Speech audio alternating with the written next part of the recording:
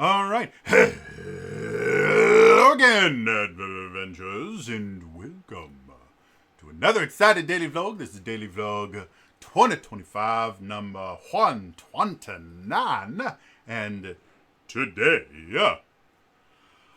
we are going to be talking about a battle between giants. Not really. Recently, there was a Twitter thread that has since been deleted, but I read through the whole thing before it was deleted.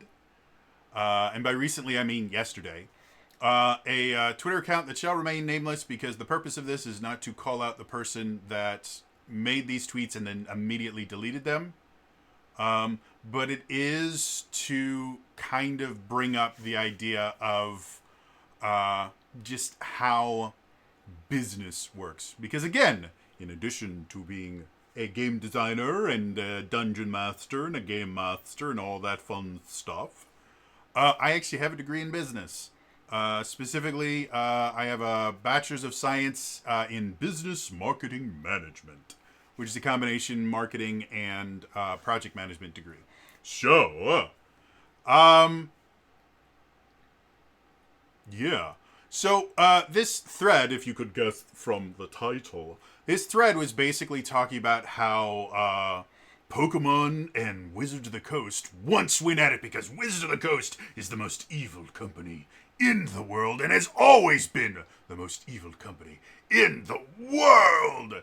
And if any of you guys have seen any of my content before, you know that when people tend to call out Wizards of the Coast, I tend to defend them, not because I'm this diehard Wizards of the Coast fan, but because most of the people calling out Wizards of the Coast are doing it from a perspective of these are evil people and I will find a way to prove that they're evil, instead of, this is a really, really bad thing that happened.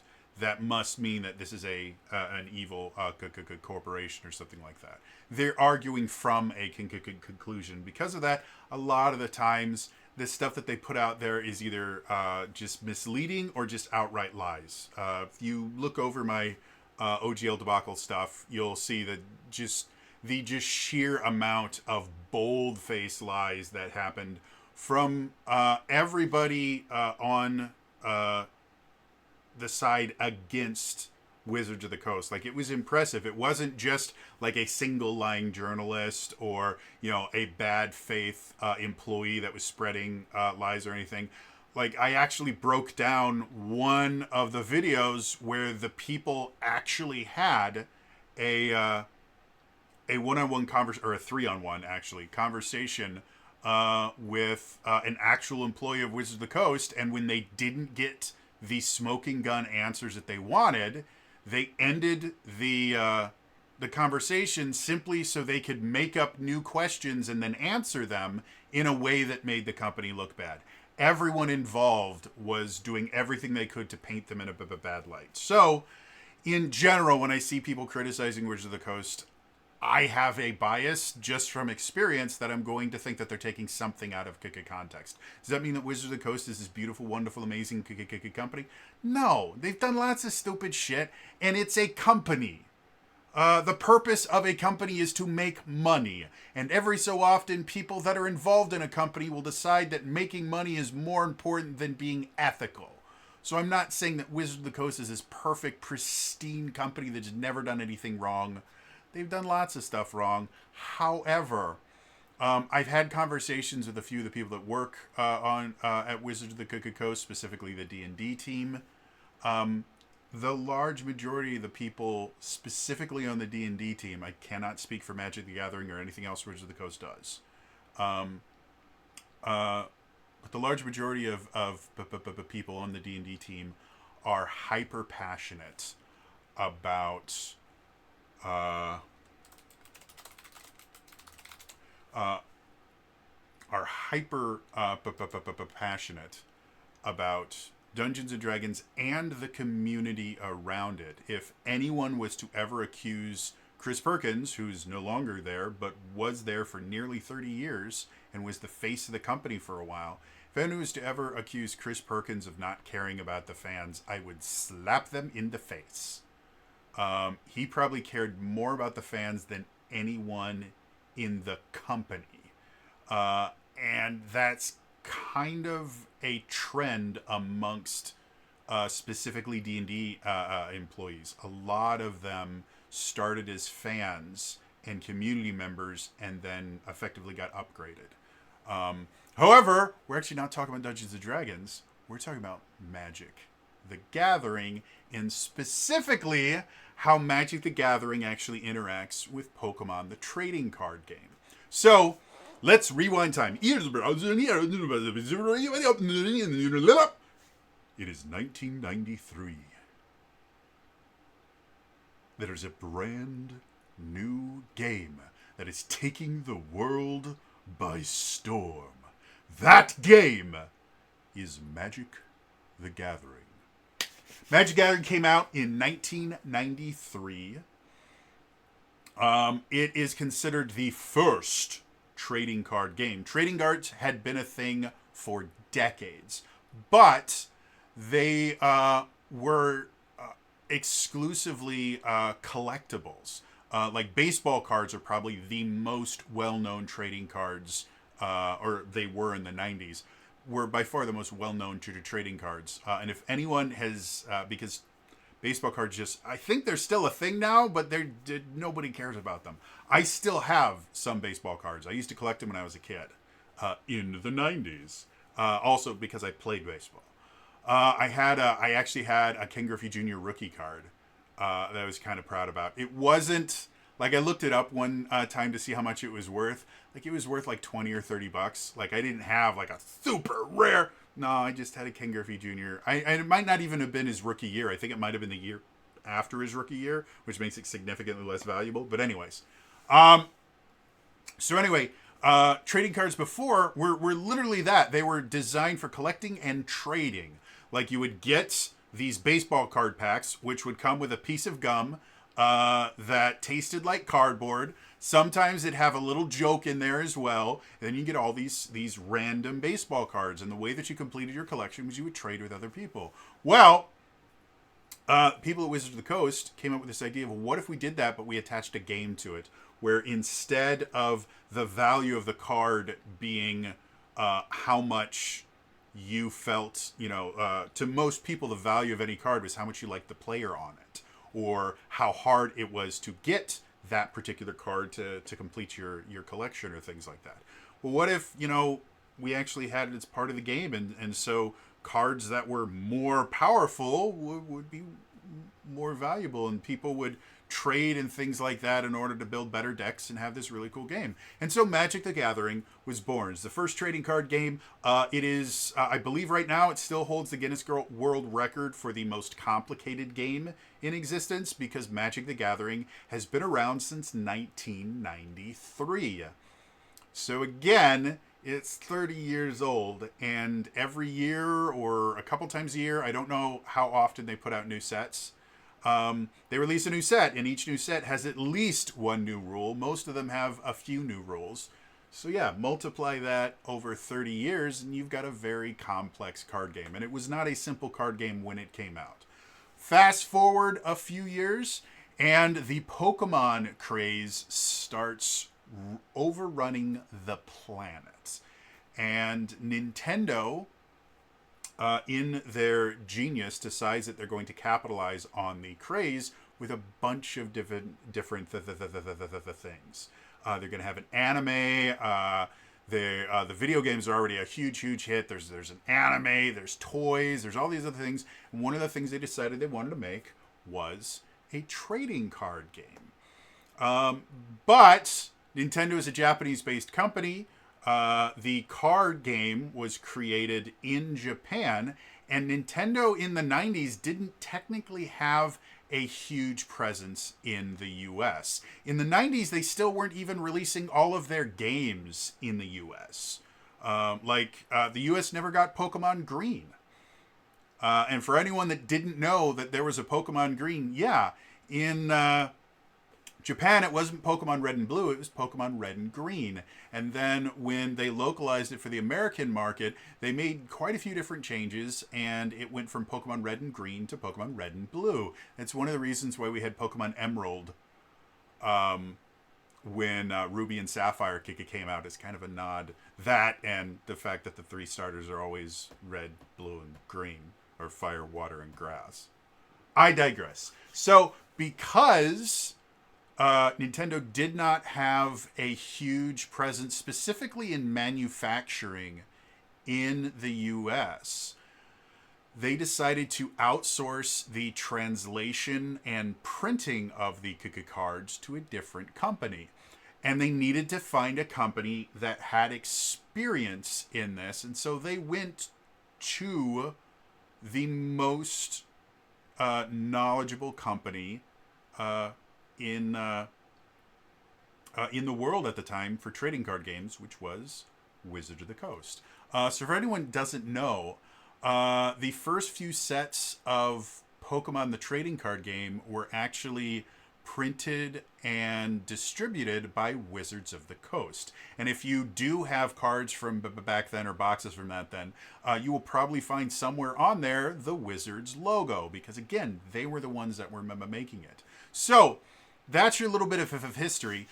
This tweet thread, which again doesn't exist anymore, so I have to go entirely from memory for this. And as anyone that's watched this channel knows, my memory sucks. I have actual brain damage, so there's a good chance I may misremember some things. But I had a friend of mine, one of my players actually, tagged me in retweeting this thread, and mentioned that she'd be interested in hearing my views on this. Thus, the reason for this video. And so I did not only just read it, but I kind of took mental notes and stuff like that of the things that I was planning on saying. And because it was so recent, I still remember most of it. But like I said, it is theoretically possible I may misremember some of this stuff. Don't take anything I claim this Twitter account said as fact. Because, there's a chance I'm misremembering it. So effectively what this thread was, but it was basically talking about the relationship between Wizards of the Coast and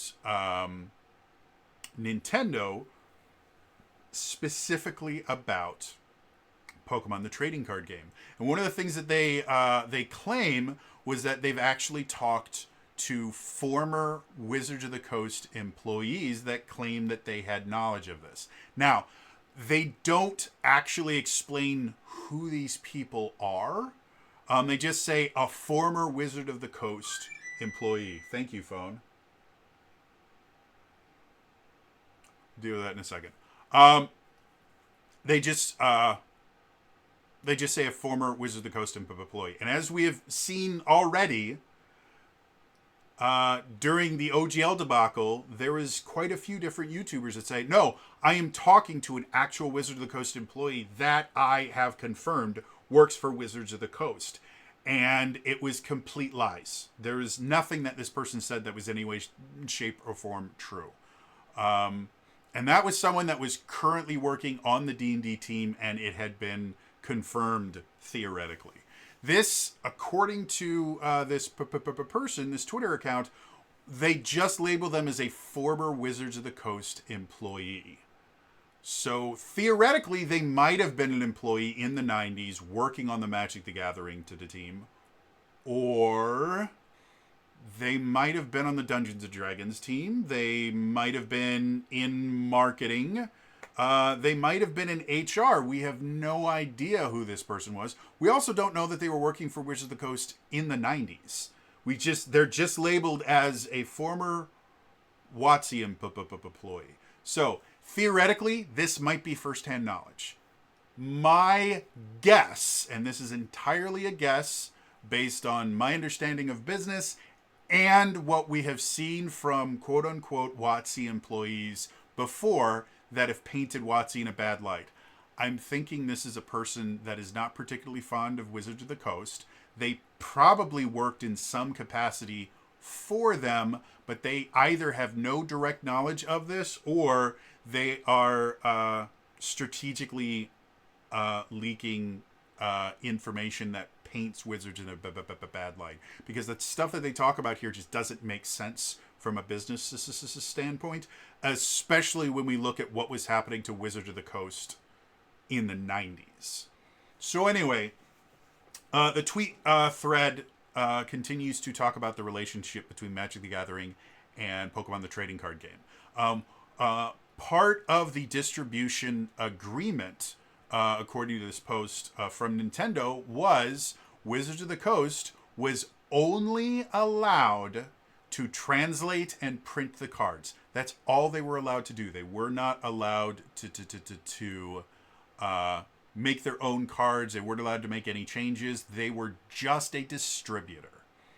But, again, according to the thread, Wizards of the Coast wanted more. They wanted to be able to make their own Pokemon trading card game cards. They wanted to release their own card set. And apparently they actually started designing a set. Now, where would they get this idea from? Well, again, Wizard of the Coast already created the first trading card game ever, and to this day, the most popular trading card game in existence. I don't know 100% numbers when Pokemon the trading card game was at its biggest, which was like late 90s, early to 2000s. Pokemon the trading card game was 100% giving Magic the Gathering a running as far as like sales and stuff like that. But I know from friends in the friendly local game store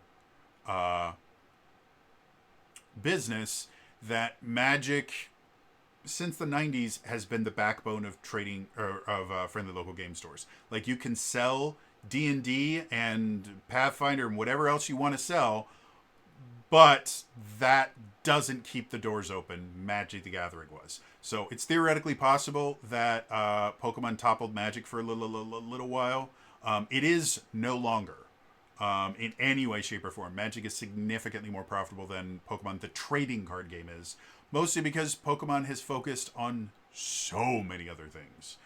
They're their own company now, the Pokemon company. And they've got shit tons of stuff that they do. So it really doesn't matter that Pokemon the trading card game is not the number one trading card game in the world. It's still, I would assume it's still profitable. It's just not Magic the Gathering. So anyway...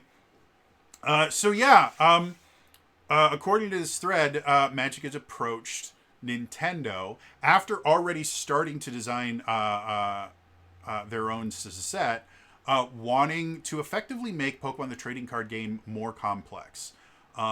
Nowadays, the trading card game is a little more complex than it used to be, but it's still not Magic the Gathering at all.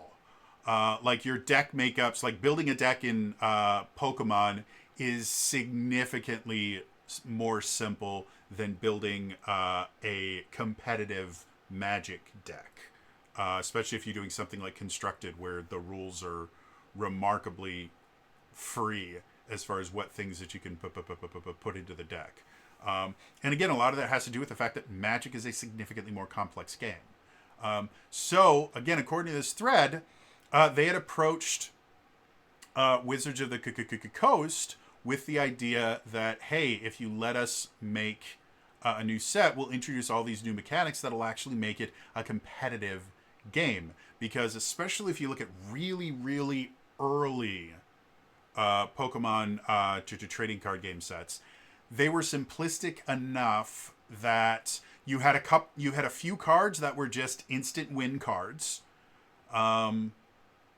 And in general, a lot of what decided a match in really, really early Pokemon TCG stuff was luck of the draw and luck of the coin flip. Because there were tons and tons and tons of coin flips. You could create the strongest deck in the world, and if you just didn't get the right energy or you didn't get the trainer card that you were looking for, you would still lose. Can that happen Magic the Gathering? Absolutely. You could be land starved or land flooded. Again, there are some Magic the Gathering decks that are built around a single gimmick or a single card or a few cards. And if you don't get those cards, then yeah, you can get kind of screwed. But the thing with Magic the Gathering is there's so many other things that you can do for your deck. You can build a deck around a single card and then put a bunch of other cards that their entire purpose is to get you that single card. Whether it's through deck shuffles or searching for cards or scrying or milling. There's a bunch of different ways to do it. None of those things existed in Pokemon the trading card game. So Wizards of the Coast wanted to create a more competitive version of Pokemon the trading card game. Nintendo didn't. Nintendo, surprisingly enough, was very protective of their IPs. Now, that is a completely strange thing to say about Nintendo. It's not like modern Nintendo is extremely protective of their IPs. So protective that if a game is slightly similar to one of their IPs, they most definitely would not file patents and then change those patent filings specifically so they could sue this specific company to prevent them from having to compete with a clearly superior product. They, of course, would never do that. So Nintendo was very protective of their IPs. And so they basically flat out said, no, you are our distributor, not the designer. We have designers. We like how the game plays. We don't want that. Well, according to this thread, that pissed off Wizards of the Coast. They thought that Pokemon was this stupid, inferior product, and it was so stupid, and if they could just fix it, it would be a great product. If that sounds kind of strange for a company that is publishing the most profitable trading card game to ever exist, it's because it is. It's not how businesses work. My theory was there was probably a few people at Wizards of the Coast that didn't like Magic or didn't like the Pokemon trading card game for a number of reasons. One, it was, you could claim that it was competition for Magic the Gathering, but it technically wasn't because both games were published by Wizard of the Coast. So, at least in the American market. So yes, Magic cards in Japan had to fight against Pokemon, but Japan wasn't Wizards of the Coast's market.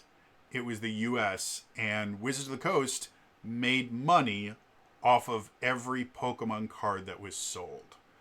So Wizards of the Coast, I will guarantee, did not see the Pokemon trading card game as quote-unquote competition, because they were still making money off of it. And no matter how much market share it would take away from Magic the Gathering, they were still making money. I will guarantee they made more money from Magic the Gathering because they created it versus something that they were just the distributor for. But they were still making money off of it. It wouldn't make sense for them to be, oh, it's a stupid game and I hate it. No. However, I will guarantee at least one, if not a few, of the designers of Magic the Gathering saw the Pokemon trading card game, went, oh, cool, another trading card game that we publish. This is kind of, we distribute. I don't know if they were officially the publisher or just the distributor. I'm not exactly sure what terms to use. I'm kind of using them interchangeably, but understand whether I say publisher or distributor, I'm specifically talking about they print the cards and they put them out. And I believe they helped in the translations. So these designers went and played Pokemon TCG thinking they would have something kind of similar to Magic, and it just wasn't. The first few sets of the Pokemon trading card game were unbelievably simple. Where in Magic, you could have a turn where you're casting multiple spells and attacking with multiple creatures, and you have to be able to kind of keep everything in focus. I cannot remember when they introduced Planeswalkers, but that was an entire another thing where you'd have an entire another character that had effectively their own turn where they could do something on there. It's a very, very complex game. Whereas in the Pokemon TCG, you can place one energy card on one Pokemon and make one attack and maybe play a single trainer and put some Pokemon on your bench. That's it. It's a very simplistic game when you compare it to something like Magic. Even modern Pokemon the Trading Card game is not as complex as the early versions of Magic the Gathering, when it was at its least complex, its most simplistic version.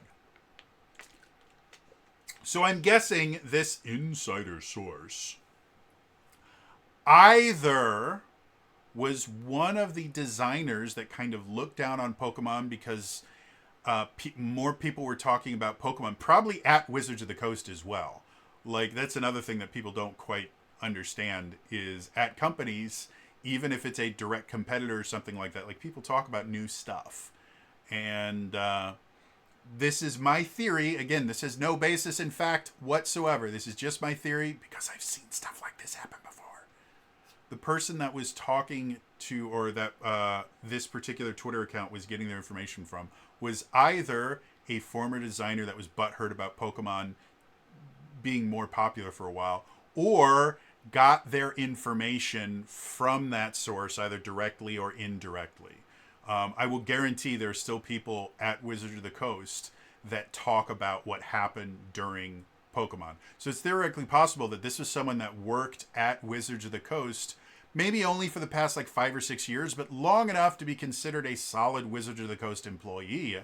But they're talking about something that happened 20 years before they joined the company.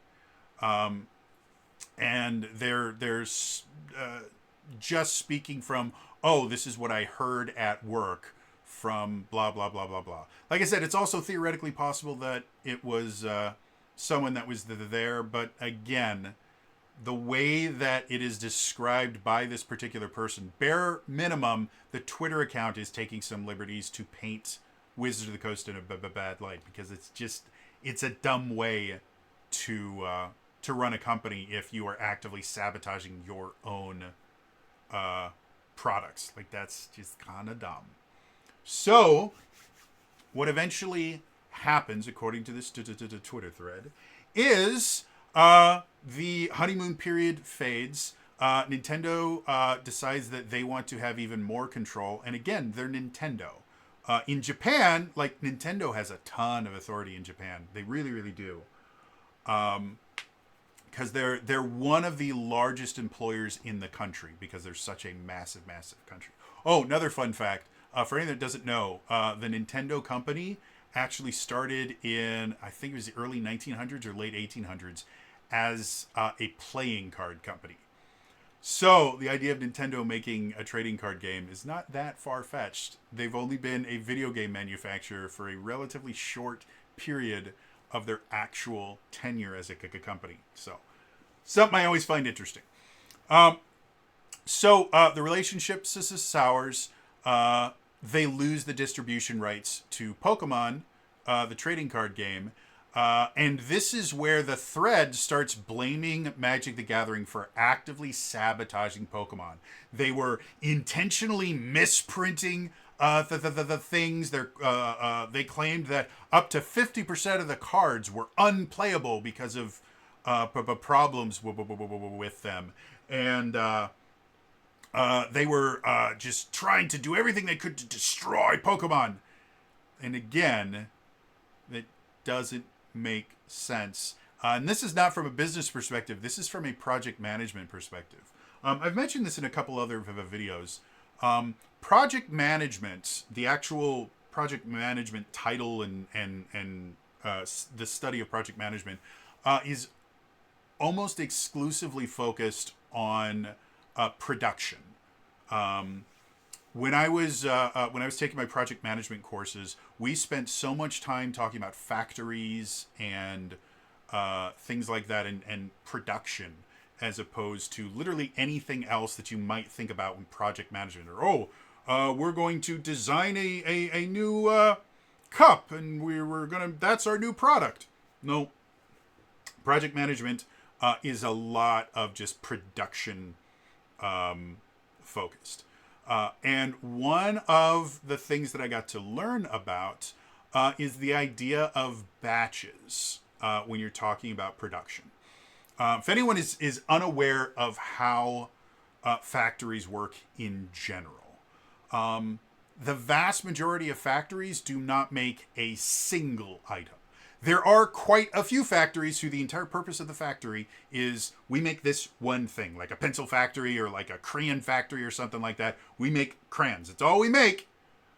Those are relatively rare because, first of all, you have to have a market large enough to justify having an entire building with an entire staff that only does one thing. It's not particularly profitable unless it's on a really, really large scale. The majority of factories are set up in a way that they can make a lot of different things that just use the same machines to do it. Die-cast factories and die-cast parts are really a good example. Die casting is a process where you have this piece of machinery called a die, and we're not talking about like natural 20. A die is actually a little mold kind of thing, and I guess they can be relatively large. I believe most die casting is relatively small. Like you're not die casting like a rotor for a wind farm or something like that. That's a completely different fabrication method. Die casting is relatively small. Actually, one of my friends, his father, actually went to school and eventually became a die mold designer. Like that's what he did, is he designed the actual dies. And so what die casting is, you have these dies, which is just a mold, but you inject hot metal into it. And then as it cools, you have this part that is exact. That's the whole purpose of a mold, is that you can make hundreds, if not thousands, tens of thousands, hundreds of thousands, millions of the same exact thing. And because the die-cast molds are made from metal and are extremely technical, like it takes a lot of work and math and really expensive computer programs to be able to create these dice, or these dies. I don't know what the plural of die as far as die casting is concerned. So because of that, they're extremely accurate. And the metal that they pump in there is done in a very specific way. And so these die cast things can make hundreds of thousands. They can make tons and tons of the same exact thing.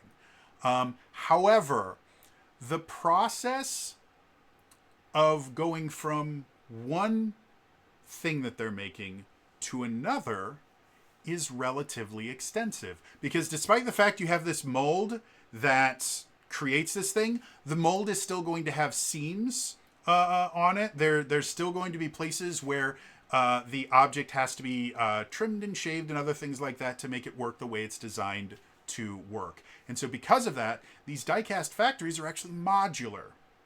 And depending on what they're making, they have to literally move machines around, change conveyor belts, things like that. And that whole process actually takes a lot of time and actually costs money. There's an actual equation I learned. I have already forgotten it. But there's actually I don't want to call it simple, but compared to something like the differential calculus and integral calculus I used to do in college, this is a relatively simple algebraic expression. And you plug the right numbers into this equation, you can find out exactly how much of a product you need to make to justify changing the machines.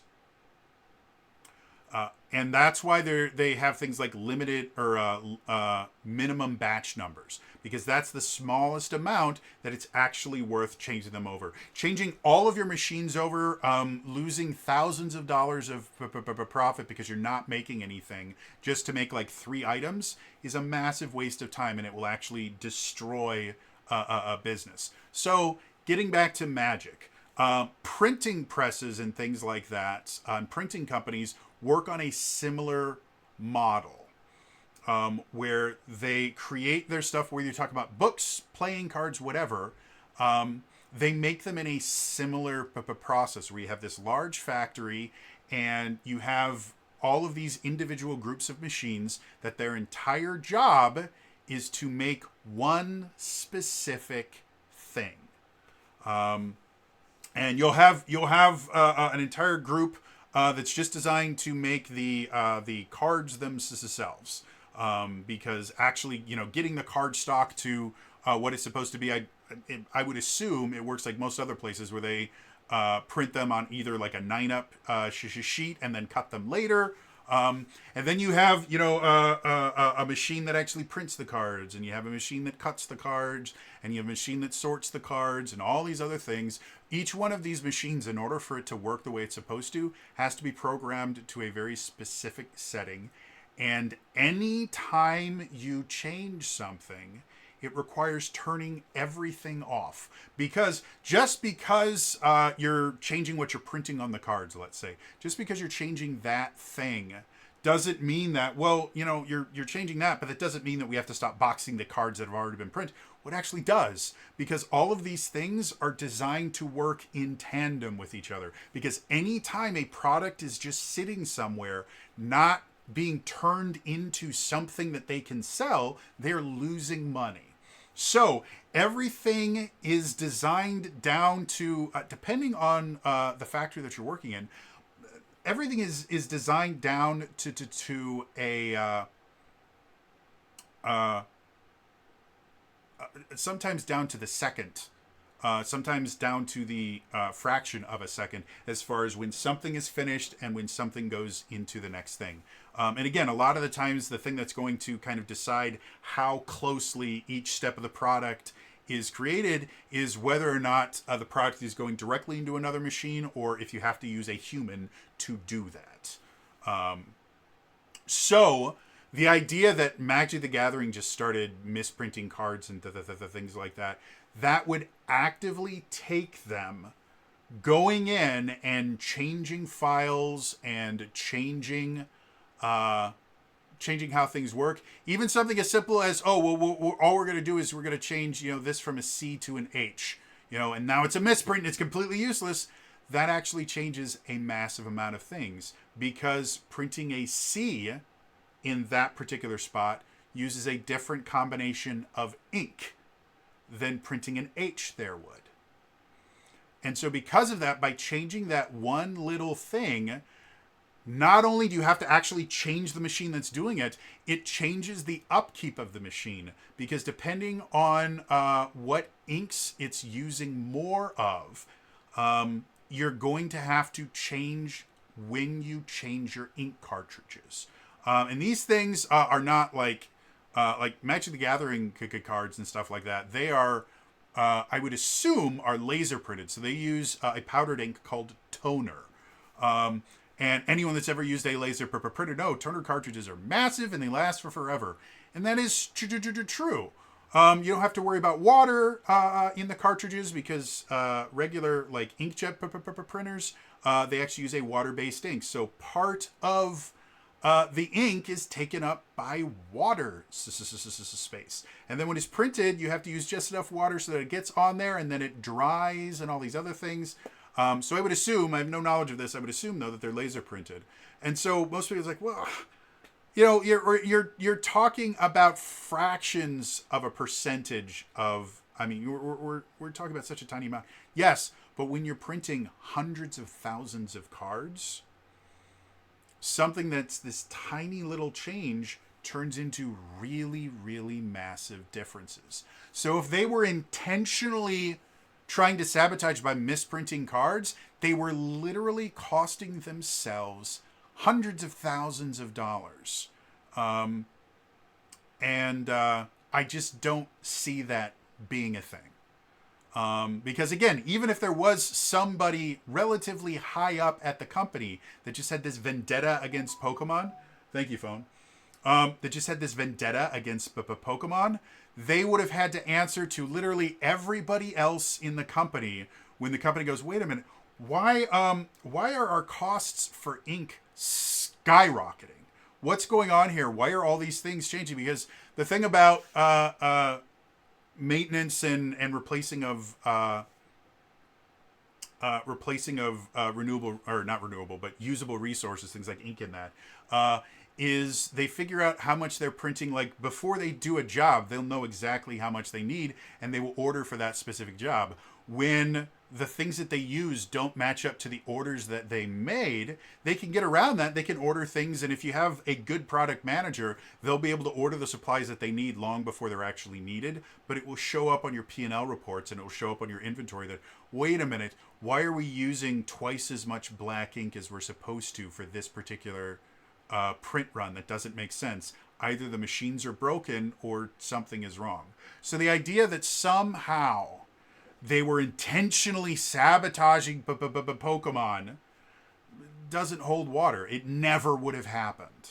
Especially since, Wizards of the Coast was making bank off of Magic the Gathering. And about around the time that all this was happening, they were also getting purchased by Hasbro because of how much money they were making.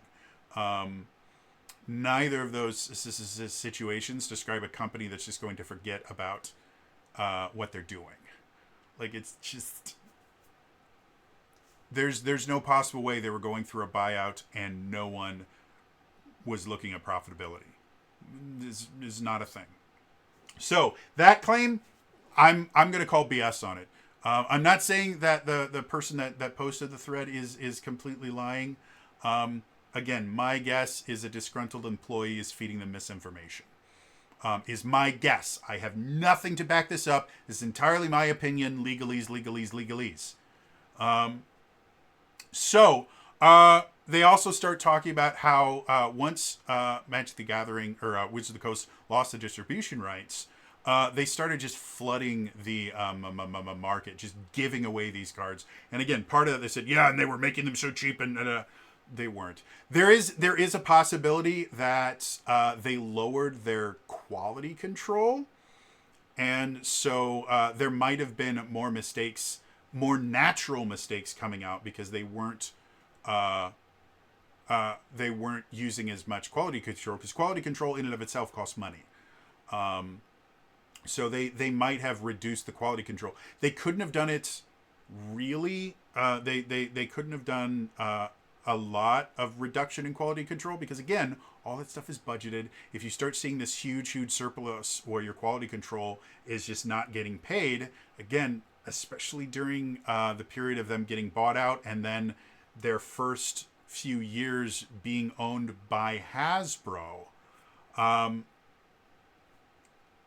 no one is going to go, oh, I guess we're just like really good. No, they're going to go, why are we screwing up our quality control? What's going on here?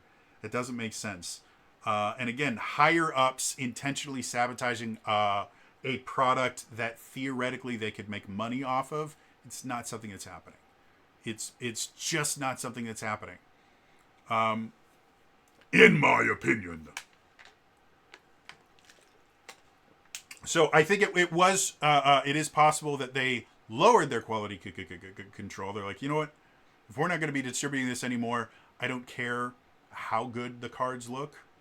So we're going to spend less on quality control, but not like completely getting rid of quality control, and definitely not actively sabotaging. Those are two things that just would have cost them way too much money and would have ruined the Hasbro buyout. So towards the end, they talk about, and this apparently was a real thing. I wasn't playing Pokemon the trading card game when all this stuff was happening, so I cannot verify any of this, but I've seen enough comments that have said the exact same thing that I'm going to assume it's true. When Wizards of the Coast finished or lost the distribution rights, they basically started like giving away cards. Like you would go to open tournaments and you would just get 1,000 cards and things like that. And that actually does sort of line up with the idea that, well, if they lost the distribution rights, they would no longer be allowed to sell backlog that they had. So using it to basically kind of create extra value while they still had the license kind of makes sense. But again, if they were doing that in order to offload this additional product that was going to become worthless, and again, the purpose of giving out all these cards would be to create more incentive to go to these events and things like that. Giving out shit cards is not going to do that. Now, some people have theorized that the entire purpose of all this was to try and wipe out Pokemon, the trading card game, because now it was becoming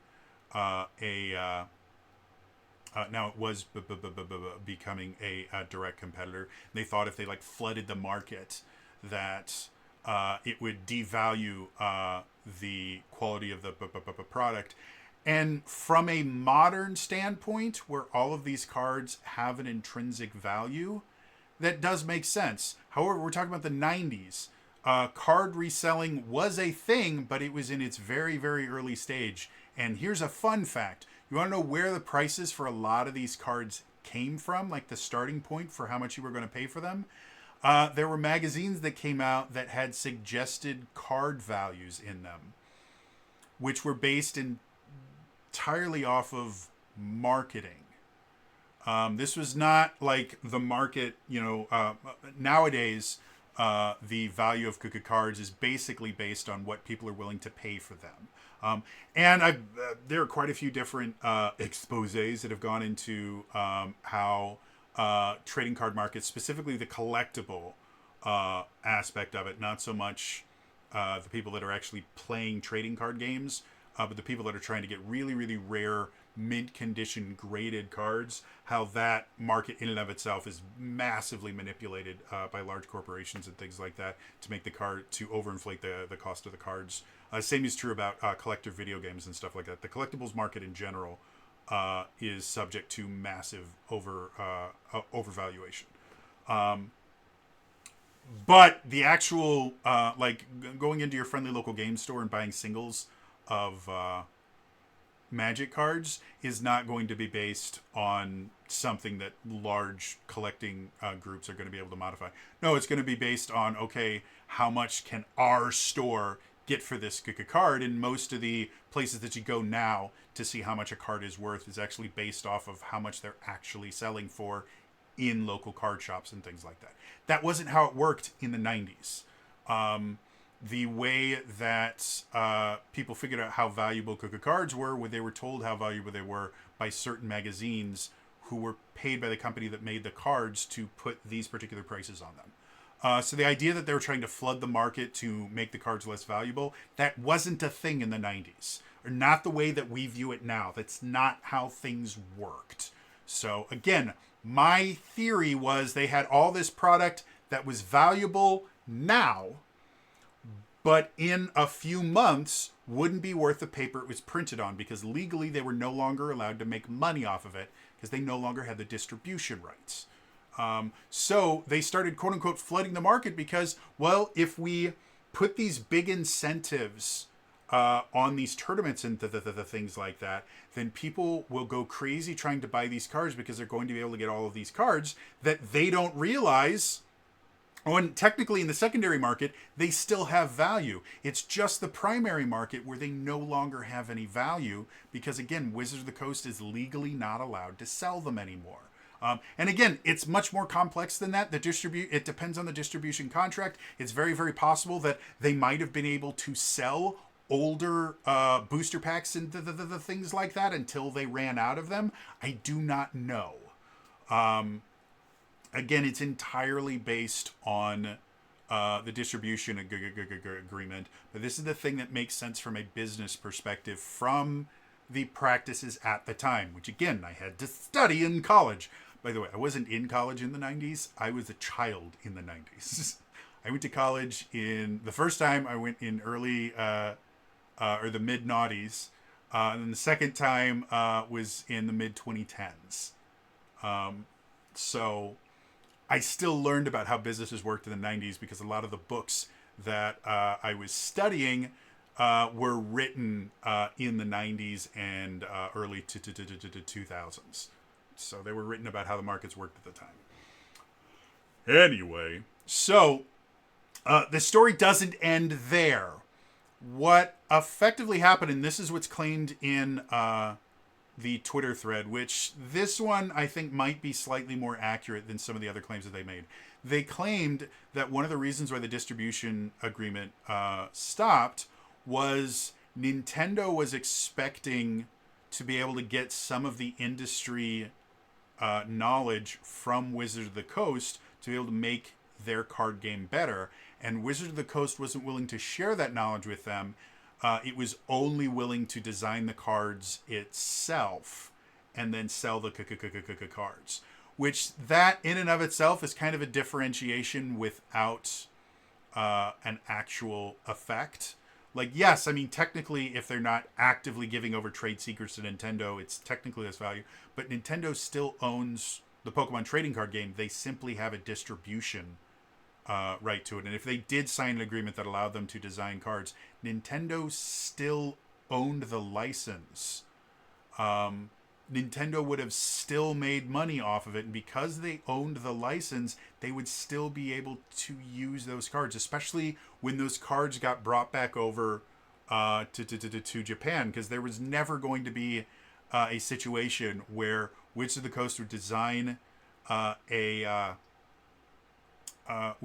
more complex version of the Pokemon trading card game, and then they would distribute it in Japan, or they just simply wouldn't sell it in Japan. It's never happening. Again, remember, in the 90s, one of the reasons why things like, I mean, technically this was the 80s, but it's a good example. One of the reasons that we never got the quote-unquote lost levels for Super Mario was Super Mario Brothers 2 in Japan. But the Japanese looked down on Americans as being so stupid and so inept that they're like, they will never be able to play this game. So here, we will give you Doki Doki Panic and we will reskin it as Super Mario Brothers 2. And that's how we do it. It's the same reason why there's a version of Final Fantasy IV called Final Fantasy IV Easy Type. Because they created an easier version for... I think... If I remember correctly, I think the American version was actually harder than... the Japanese version. The Easy Type was... Anyway, there are multiple examples of Japanese markets basically saying, no, we're not going to release this game to the US because US players are too stupid to be able to do it. So the idea that the more complex game would only get released, despite the fact that it was a trading card game, the idea that the more complex game would only get released in the US, or that they would somehow allow Wizards of the Coast to do the distribution in Japan, never going to be a thing. Ever. So that was one of the things that they claim caused the distribution thing to end. But it gets even crazier than that. Apparently, some former members of the Magic the Gathering team went, after quitting Wizards of the Coast, immediately went over to Nintendo to work on the Pokemon line. And Wizards of the Coast sued Nintendo for what's it called? Business espionage, effectively. The actual lawsuit, again, as claimed in this Twitter thread, was basically about Nintendo intentionally causing former employees to violate their non-compete clause of their contract, because non-compete clauses were still a really, really big thing in the 90s. They've been declared unconstitutional in certain situations modernly, but in the 90s, they were 100% legal and were used constantly. And so remember when we talked about tortious interference with business? That is effectively what Nintendo would have been sued, because they caused someone to break a contract with Wizards of the Coast. Now, it's technically not tortious interference of business because the business relationship had ended, but it's the same type of legal standing where this company, the reason this company is being sued and not the employees themselves, is the company is the one that's encouraging these people to break their contract. Because the people no longer had a business relationship with Wizards of the Coast, it wouldn't technically be tortious interference because there's no longer a business relationship. Remember, when we talked about that, there has to be a business relationship for tortious interference. The business relationship to end here. But it's the same type of contract law. You are causing someone to violate their contract. And so what happened to this lawsuit? Nobody knows. The lawsuit was settled out of court, which, for anyone that doesn't know, there are a lot of reasons why companies will settle out of court. And a lot of people assume that whoever is in the wrong, if they settle out of court, that means that, they're admitting that they were wrong. No, in no way, shape, or form.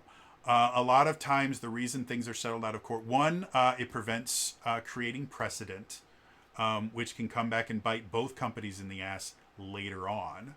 So they don't want that. Second of all, litigating is really, really expensive. And depending on the lawsuit, there's not a guarantee that you're going to be able to get the money that you spent on the lawsuit back as part of damages. And again, Nintendo was big in the 90s, but they were not the behemoth that they are now. They almost single-handedly saved the video game market. That's great. But the video game market was tiny in the 80s and 90s when Nintendo was the absolute king. So we're not talking about the Nintendo of today. We're talking about the Nintendo of the 90s, which is a significantly smaller company. And so there's a good chance that Wizards of the Coast didn't want to have to spend the money that they would need to in order to pursue this thing to completion. So they came up with whatever terms, and because it was settled out of court, there's no requirement that the settlement become public knowledge. And a lot of times, part of most of these settlements is an agreement that no one will talk about the settlement for a set amount of time. And again, in the 90s, they might have been perpetual contracts because, again, in the 90s, those were legal. Nowadays, it's been ruled over and over and over again. Perpetual contracts are by definition, unenforceable. They're not illegal. They are unenforceable, meaning if you violate a perpetual contract, the only remedy that they have is to sue you, and no courts will uphold it. So they can make you sign the contract, but it is considered unenforceable. So it's not worth the paper it's signed on. So we don't know what happened with that contract. But Magic the Gathering and Wizards of the Coast is doing great. And has been the entire time. Nintendo, on the other hand, is this tiny little company that's barely scared. Nintendo owns half of Japan. Like, Nintendo's doing perfectly fine. The Pokemon trading card game still exists. It is not as popular as it was in its zenith. It's still popular. And Magic the Gathering is as popular as it has ever been. It's still the number one trading card game in the world. So neither company got burned by this. It was just a situation that, had cooler heads prevailed on both sides, might have been relatively lucrative for both parties, but it was lucrative to end it as well. So I don't think Wizards of the Coast was this evil, conniving company that was so greedy that they tried to steal too much and their hand got caught in the cookie jar. No. You had one business that had significantly more knowledge about a particular product that was not being allowed to use their knowledge for it, and another business that had the extremely valuable IP that was starting to become the biggest thing in the world at the time. Both of them made money off of it. Both of them have made money since then. I don't believe either of them are evil, conniving, horrible companies. Though the stuff that's going on with Nintendo and this lawsuit is pissing me off. But I don't believe the company itself is evil or conniving. Again, a lot of it has to do with understanding Japanese business culture. When you understand Japanese business culture, the stuff that Nintendo does makes perfect sense. Because it's just a different culture. That's all it is. And the way that their companies work is just different. I don't believe what they're doing right now is particularly ethical. as far as Western business practices are concerned, but again, they're not a Western company. That's how it works. So anyway, if anyone was curious, if you saw the thread before it got deleted, this is my take on it. Like I said, I don't believe the person themselves, the Twitter account that made the thread, I don't believe they're trying to intentionally, attack Wizard of the Coast like a lot of the D&D YouTubers were during the OGL debacle. Those people I have very little respect for. I think this is just someone that the Twitter the Twitter account itself relatively small, and it is almost exclusively focused on the Pokemon card game. So they're going to have a little bit of a bias, and I think either unintentionally just through their own kind of internal bias, or because the information they were given was biased against the company, they painted this picture that wasn't really true. I think what happened between Pokemon and Wizard of the Coast was business. It was a dumb business decision. And to be blunt, with what was happening to Pokemon at the time, I don't think it was in their best interest to have Wizard of the Coast distributing things in the US. And I don't think it was in Wizard of the Coast's best interest to be distributing Pokemon. I think if what happened didn't happen and they were still distributing Pokemon to this day, I think Magic the Gathering would be in a significantly worse place, because invariably Wizards of the Coast would have started designing their own cards that they already had, and they would have effectively split the team between Magic the Gathering and Pokemon. And Pokemon had much wider worldwide appeal than Magic the Gathering ever has. In the trading card game space, Magic the Gathering is king. But when you look at product recognition around the world, I will guarantee you a lot more people know who Pikachu is than Chandra. And if you have no idea who Chandra is, you've just made my point. Or maybe Jaden, because that was or not Jaden, Jace. That's another person that's shown up on a lot of cards and promotional materials. So, yeah, if you don't know who Chandra and Jace are, but you do know who Pikachu and Abra are, you've just made my point. So, yeah, interested to hear from you guys. Do you guys think I'm just a soulless sellout for Wizards of the Coast? Do you guys enjoy weird stuff like this where I get to actually use my business degree? Let me know in the comments down below. Otherwise, again, so hopefully today I will see you guys next time. All right? Bye-bye.